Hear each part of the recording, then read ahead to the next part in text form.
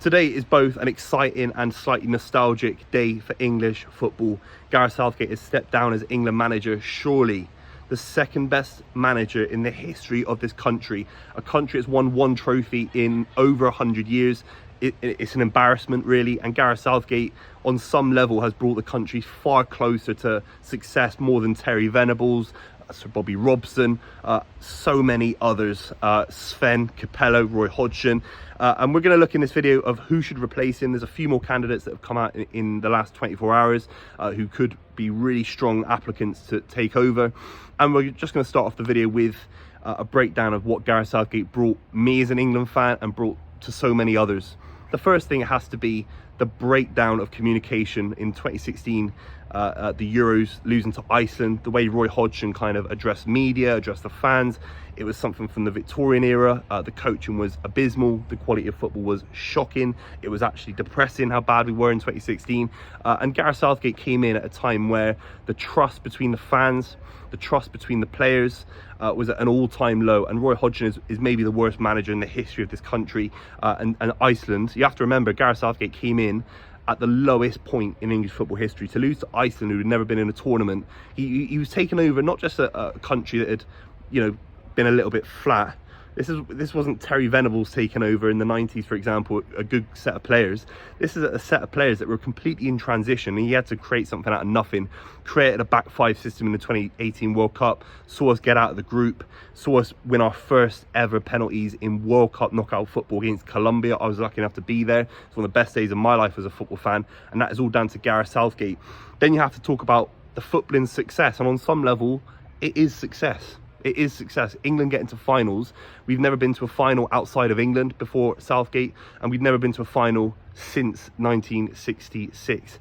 So Gareth Southgate has brought this kind of community vibe to England. Players want to show up. Players were running through brick walls for him. I think it's a big debate, and we'll maybe have it slightly later in this video, if they believed in him tactically and if they believed in playing five at the back when you got Ballon d'Or potential winners in the side. I think tactically it might have broken down on that level, particularly some of the things you're seeing with Jude Bellingham, maybe not happy with certain substitutions and the speed of changes. But you have to say they worked so hard for him. And when I was a kid, I think players like Beckham, I think of players at points Lampard, I think of players maybe like Gary Neville.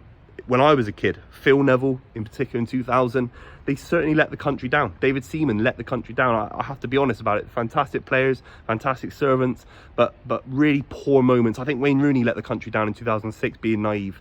And maybe these are harsh things to say, but I can't think of a player that let England down from 2018, and that's down to Gareth Southgate. You could say Jordan Henderson wasn't technically able to run a game against Modric, fine, but every single player I can really think of that Gareth Southgate put his arm around had unbelievable trust in him, and they ran through brick walls. And it happened against Spain, and actually it was embarrassing because you could see how fit and strong, athletic our England side were, but we were so devoid of being able to keep the ball. It was slightly embarrassing, and it was slightly a man completely out of his depth in terms of tactical ability, and that's why I think he stepped down. I don't think he doesn't believe he can either wait there for 2 more years and get any closer to winning anything. I think he'd be worried about I think he'd back himself to get this England side to a World Cup final in 2026 with some of the players where they're going to be. Think about Jude Bellingham in 2 years' time, let alone anyone else. Saka, Foden, so many young, exciting players. I think he'd be absolutely shitting himself if he got to another final, because I think he think they're going to lose it again. So there's no point if you think getting to a final is actually an issue for you, which I think it would be for Southgate. I mean, if you lose 3 finals in 10 years, I mean, it would be an outrage. I think 2 is just about manageable. Italy, slightly naive, fine. It was shocking really, and Spain just played off the park. I think 3. So I'd back this England side to go and win it in 2026 if we can get the right manager. We're going to talk about that in a minute. So ultimately, the legacy of Gareth Southgate is probably a 7, 8 out of 10. But the issue is, it's very similar to Real Madrid. I see it a little bit like Real Madrid. Real Madrid have a rich history. They could win the league title and still sack their manager. And England, it doesn't matter how nicely dressed you are in your cardigan. It's not about the vibes that you bring. It's not about having a nice England YouTube channel where they're doing interviews every day, and the Lions Den and all that, which was unbelievably quality and added value. It was all added value for England fans. But the only thing the next manager has to do for England is win a trophy. That's it. And if the next manager has 2 goes at it in 2028, we've got another home advantage to do it in Euro 2028. It's the perfect time to get a manager in for 4 years to build up for another final at Wembley, where some of these players, even Jude Bellingham, still will be kicking about. It will be so exciting. And of course, a World Cup in 2026, where if you get the right manager, you could definitely go on from this platform and go on to win it. That is the big word for me, is platform. Gareth Southgate gave England a platform to succeed. I see it very, very similar to how Mancini gave Man City a platform to win the Champions League. Mancini wasn't cut out to win the Champions League with Man City. He hasn't done so since. Couldn't quite do it with Inter Milan as well. His record with Inter Milan in Europe wasn't great before he came to Man City. But he was a fantastic domestic coach. He was a fantastic coach at signing the right players. And the likes of David Silva, Yaya Toure, Company, these players, and Aguero, all signed under Mancini, gave Manchester City the platform to go on and win the Champions League, to create success, to create belief. And I think Gareth Southgate is a platform manager. I think he's given England a total platform to go on and win a trophy in the future. It's very, very exciting times if you're an England fan.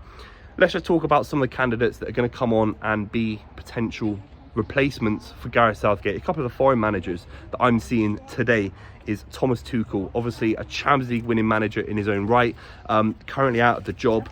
Can he go to Man United? No. Ten Hag's got a new contract. He's not going to go to Real Madrid, just left Bayern Munich. If he's looking for a job for the next 2 years and he'll get paid at least, what, 5 to 10 million pounds, that's a very competitive salary, then you have to look at it and think it could be a really exciting role for Thomas Tuchel.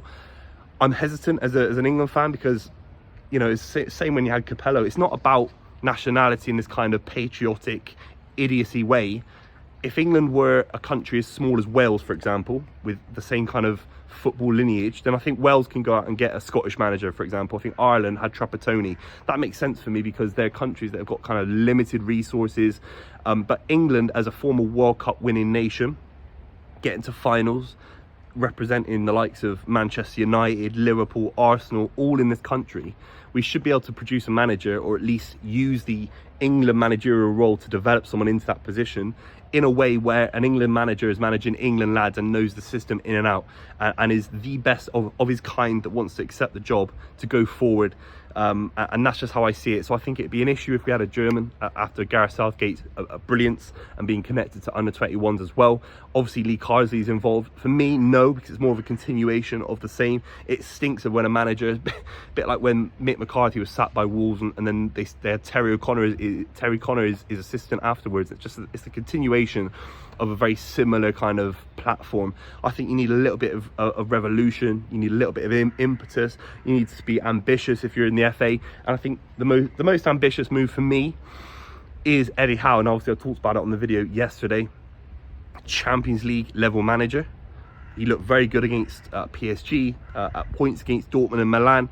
Obviously Newcastle, I think if they had the resources that I think maybe Eddie Howe might have thought he would have had earlier in his reign, then I think they'd be in the Champions League again. And they look very, very good in the final 3 months of last season.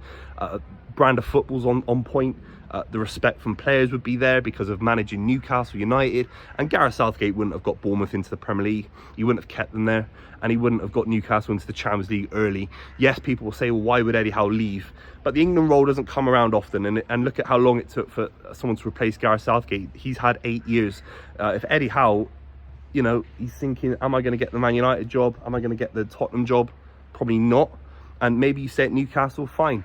They're probably not going to win anything either. I think the England job is, of course, a step up for Eddie Howe compared to Newcastle, with all due respect. I'm seeing Pochettino as well.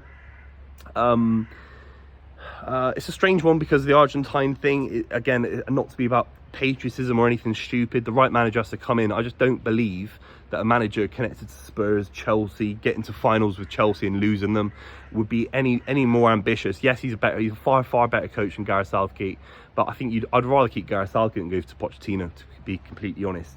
And I just don't see the FA going to a German or an Argentine after the success we've had. The feel-good factor, the way Capello made England feel, the last foreign manager of England, was grim, and that tournament was disgusting, and England players didn't want to play for him, and he kind of isolated people, and that's because he didn't really understand the culture or the players. You want someone from the Premier League, I think, that kind of is known in and around European football at the highest level. Of course, the other one is Graham Potter as well, a fantastic coach, more of the style of De La Fuente. That would be a stylistic one that maybe I would have over Eddie Howe, because I think Graham Potter, his philosophy is far more aligned to where England need to be in terms of getting to finals and then trying to actually keep the ball in the final. And the fact that, like, you know, Adam Wharton didn't get a minute and stuff like that, I thought was absolutely embarrassing. The one ball playing midfielder you take, he doesn't get a single second of international football. That was a damn indictment for me as well. Same with how he treated Eze, Gordon. For me, the rotation of the squad was really poor at points when you need to keep the ball, and certain players weren't brought to keep the ball. Jack Grealish is another one as well, but that's a different video. But the thing with Graham Potter might be that the level, you know, he obviously went to Chelsea and got some good wins against AC Milan in the Champions League, Dortmund as well. But I think Eddie Howe's block of work is slightly stronger. Maybe the philosophy isn't there. I could just see Eddie Howe more as an international manager that you want to play for. Graham Potter more of this kind of, I feel like he's more of a club philosophy manager. But that's just my perspective on it. So let me know what you think in the comments down below. The final word for me on Gareth Southgate is he brought me some of the best moments of my life as a football fan. I'm very lucky to be someone that, you know, has been to multiple tournaments with England and followed England all my life, and the passion I have for England is outrageous, and it's all because of Gareth Southgate, because 3 tournaments of Hodgson, getting Panenka'd by Pirlo, losing to Iceland, not even getting out of the group with Ricky Lambert on the pitch in 2014. Gareth Southgate has brought us memories and dreams and allowed us to be England fans that believe we can win something instead of being petrified of getting smashed by an aging Italian side in 2014 and 2012 as well. So it's a bittersweet moment. I wish he'd won this one. I just wish he'd done it and just had that legacy, and then he could have left on this higher note. But 2 finals, you can't get to 2 finals, because ultimately if he gets the next final and get, you know, he'd just be shitting himself that it's just the same old thing. It's kind of PTSD in it. It's kind of this trauma. And it's just the right time. It feels right, and it's a very, very exciting thing. He's created a beautiful platform. He's created a romantic legacy with England where fans believe, players want to be there. Players see England now as a beautiful breakaway to play their football in a different kind of, you know, different kind of way from the pressures of club football, from the pressures of social media, and transfers and all this heaviness and legalities and the heavy nature of Premier League football and how many club games these guys have. I think that England is a respite, and England is a beautiful opportunity where fans are more on side. It's all down to Gareth Southgate, the second best manager in the history of English football, and he's done that himself because he had no right to be as good as he was. Let's be completely real. And he's just hit his ceiling. 2 finals for England is his ceiling, and now England deserve, justifiably so, for someone of a higher quality to win a tournament for England. Let me know what you think in the comments down below, and I'll see you very, very soon.